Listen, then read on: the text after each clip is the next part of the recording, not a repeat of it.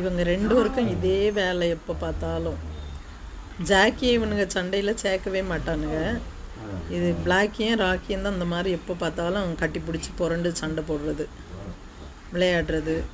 அவங்க 2 பேரும் எப்போவுமே ஒற்றுமையாக இருப்பாங்க. ஜாக்கியை மட்டும் தனியாக விட்டுருவாங்க. பாருங்க.